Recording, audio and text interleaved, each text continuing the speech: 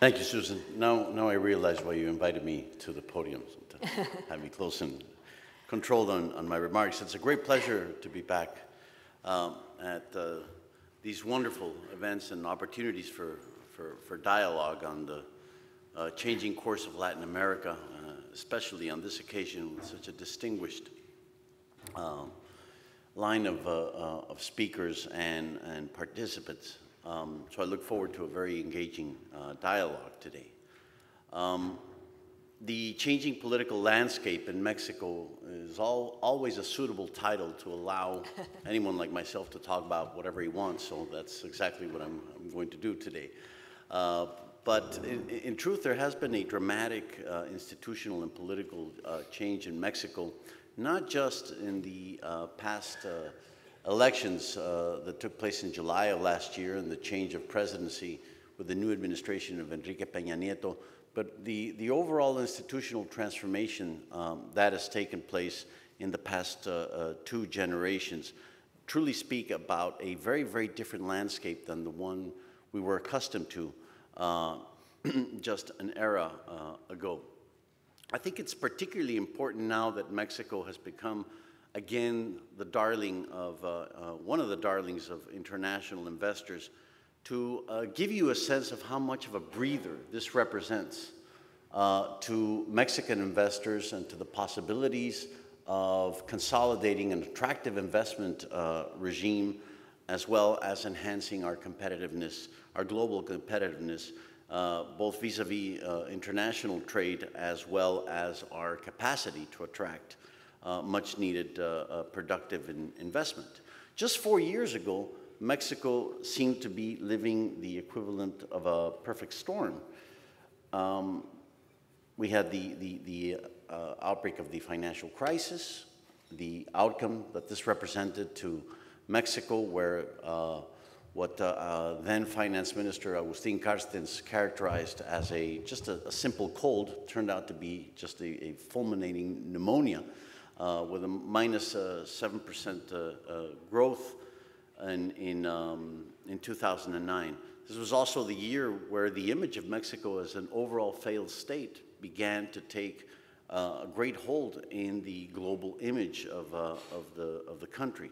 And it was also the year that the influenza crisis also hit Mexico. So we seem to be hit from everywhere with a perfect storm that dramatically had changed and altered the perception of Mexico to a point where we thought that the pessimism that was talked about worldwide was exaggerated. Indeed, there were problems. Problems persist with organized crime. Problems persist with the rule of law.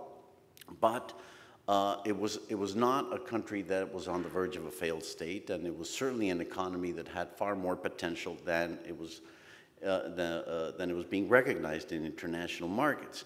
Well, today, 4 years later, the situation seems to have reversed with a 180-degree turn. And this exaggerated pessimism has turned perhaps into an exaggerated optimism. We hear about the phenomenon of the new Aztec tiger. Jim O'Neill last year, Jim O'Neill, head of global asset management of Goldman Sachs, and he is the person who coined the acronym BRICS.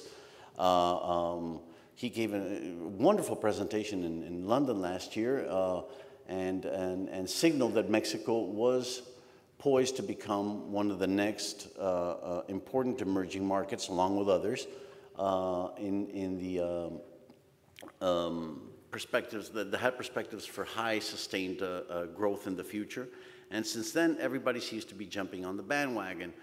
In December, The Economist had a wonderful report on Mexico, but the image of the sombrero turning into a flying saucer and flying into space was really, we thought it was catchy, but you know, perhaps it was too much. The reason I mention this is because I think it's important that this optimism be tempered with a sense of cautiousness and with a sense of prudence. After all, there was tremendous optimism during the Salinas de Gortari administration, and many parallels have been made between the Enrique Peña Nieto administration and Salinas administration. I think the more important issue would be to highlight the differences, especially in the political landscape between those two administrations. And Salinas de Gortari started on a very high note, very pro-growth. Some wonderful reforms took place during his time. But as we all know, he will be remembered, and probably forever, as for the meltdown in 1994, the peso collapse and everything that occurred during that year.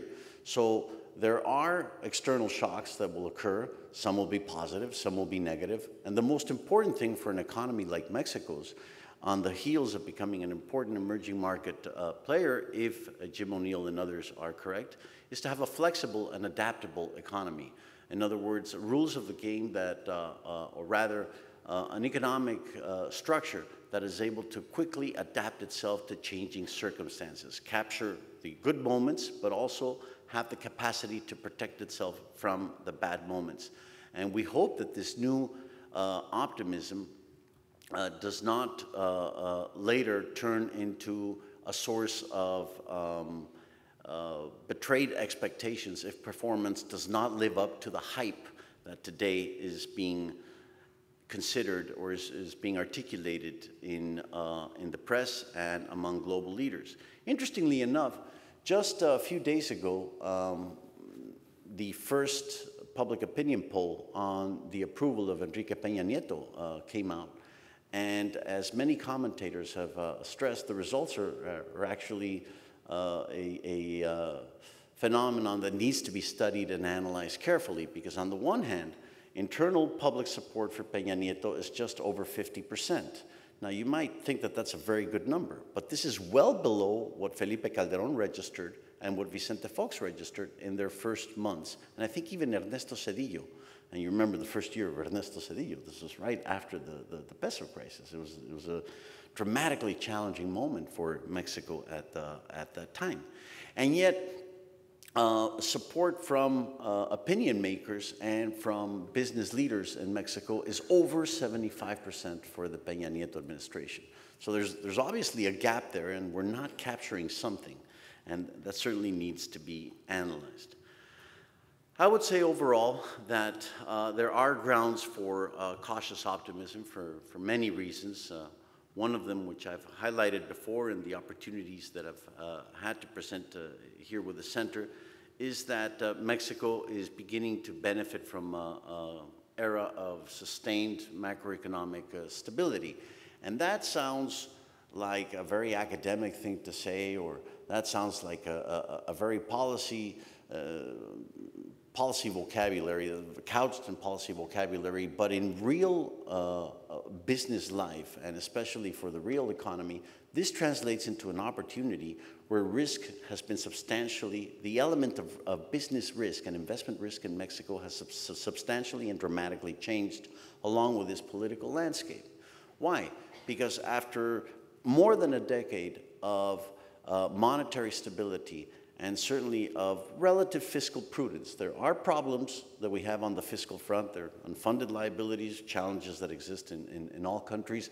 Also, our fiscal deficit, even though it's way below what we see in the United States and Europe, a phenomenon that people like Francisco Gil Diaz have called the world turned upside down. Nevertheless, it's important that Luis Videgaray, our new finance minister, and the fiscal and monetary authorities have come up with a commitment to try and attain a zero deficit. If not this year, certainly that is the pact that is being offered. That's the contract that is being offered before the populace, knowing very, very much that fiscal deficits, sustained fiscal deficits, are a source of the type of economic tragedies that we lived in the 1970s and the 1980s. So again, after an era of monetary and fiscal stability, your element of risk changes because it is no longer the massive exchange rate devaluations or the runaway inflations that are going to affect the course of your business model or your business strategy. Calculations can be done now, not on the basis of what's going to happen next week, but on the basis of what may happen in the next 25 years. And this is an incredibly important source of investment, something that, fortunately, the Peña Nieto administration inherits from the previous two PAN administrations, actually inherits from incredibly important structural reforms that took place during the 1990s. The autonomy of the Bank of Mexico, the independence of the central bank, it does not depend on the person, though he's certainly a very big person in international markets, Agustín Carstens, and the board, a spectacular board that the Banco de Mexico enjoys, but actually the institutional role as the protector of the purchasing power of the unit of account, of the currency. So Agustín Carstens may be nominated or not to the IMF, or he may decide to take a teaching position. It doesn't really matter. Somebody else might come along, but we more or less know that the contract with the stability of the unit of account will remain. And that changes the perception of risk. That changes the perception of what may or may not be done in terms of investment in Mexico. Naturally, the ambitious reform efforts that have been undertaken on the part of the Peña Nieto administration and the seemingly efficient way that they have been operated under a very effective tool called the Pacto con México, the Pact with Mexico. It's an instrument whereby the Peña Nieto administration is attempting to generate consensus in favor of certain reforms. They might be telecommunications reform to open up the telecommunications sector and allow more competition, something that was seen as unconceivable even only just a few years ago, or even in the last administration. Well, that now is under discussion. The bill is currently in the Senate, and probably we will get a watered-down version of that reform effort, but it's a great step in the right direction. It's exactly the direction that Mexico needs to go in terms of not necessarily breaking up the monopolies, but of enhancing this culture of competition, of internal competition. And not only in telecom, it will have to affect other sectors as well. Naturally, the education reform, and the heart of the education reform has been that teachers need to be evaluated. They need to be subjected to independent criteria of evaluation. You're not going to change the investment in human capital, the culture of human capital in Mexico overnight, but this was the first step that needed to be done. And of course, this was the great obstacle to this was the syndicate that refused during the Calderón administration. There were great internal battles between then Education Minister Josefina Vázquez Mota, who was later the PAN candidate for the presidency, and El Baster Gordillo of the Education Syndicate to avoid any accord of productivity, el acuerdo de la productividad that was presented 5 years ago at the outset of the Calderón administration. So there was never really any progress on that front until this reform effort comes through. El Baster Gordillo openly challenged the fact that she was not going to allow those teachers affiliated with the syndicate to be evaluated on independent grounds. And well, you know what happened to her. You know what happened to her. This was dramatic. This was absolutely dramatic. You want me to repeat it? She was put in jail. But she was put in jail because there was a trail that the Attorney General was able to find, whereby El Baster Gordillo, who was the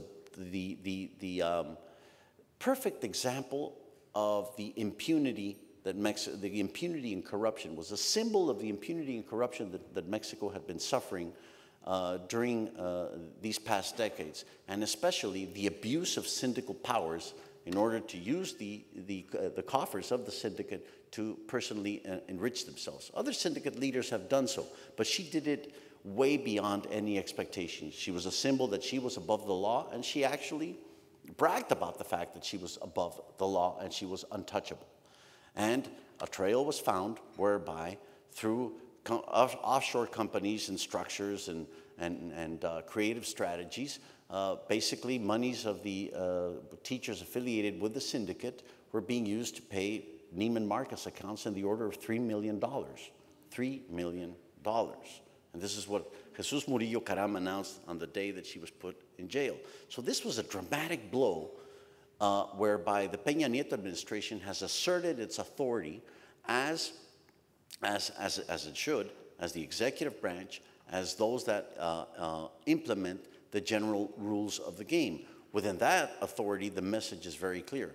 Nobody is free from the type of corruption and the type of impunity that leaders like Elbester Gordillo have enjoyed. Now, can Peña Nieto marshal this opportunity in order to push for further reforms? I think we'll see something very interesting in the area of energy, and it has to happen this year. If the pending reforms, tax reform, for instance, or energy reform do not happen this year, the opportunity to do so or to implement them is going to diminish as the presidency goes along. The moment truly is now. The big discussion is which one comes first, the tax reform or the fiscal reform or the energy reform.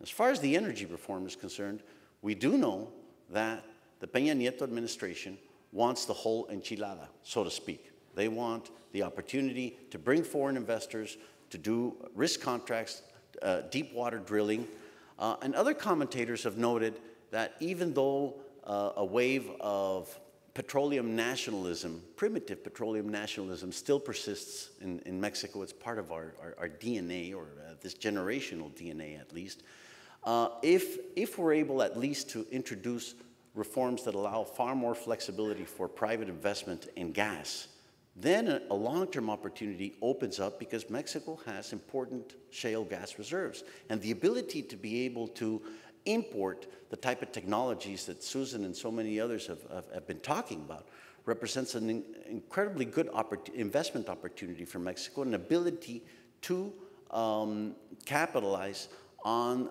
reserves that to date are practically useless. But that's not a reform that is going to take place overnight, that requires changing the investment regime, but there is a political opportunity because, as a commentator called Macario Schettino in Mexico has mentioned, petroleum may be in our political blood, and we have visceral reactions as far as what we can do or not with petroleum, whether it's in deep waters or surface or whatnot. And we know that production is declining as far as the production of crude is concerned. But gas does not seem to be in our political blood. And if that is the case, and if his caricature of this situation is the case, there may well be a very good opportunity for Mexico to capitalize on these new technologies and ironically enough, turn it into a different form of energy powerhouse or energy source than would have been conceived otherwise. There's so much more to talk about the challenges concerning Mexico. Susan has told me that I have about 67 seconds remaining. So I'll just end with a very technical note, but I think it'll be a very fascinating challenge to observe in the future. Agustín Carstens, at the very beginning of the year in Singapore, said that he was worried about the possibility of a perfect storm brewing in financial markets in the emerging market world. Clearly, he's worried about the excess of liquidity that is beginning to be channeled into emerging markets like Mexico, and that this liquidity may fuel, rather than be a reflection of productive investment, may fuel asset bubbles. Now, the true challenge here that he has opened up is how do we measure and how do we avoid shocks that come from sudden and unforeseen exchange rate appreciation. And look at what just happened 2 weeks ago in Mexico. The Bank of Mexico lowered its interest rate and the peso appreciated.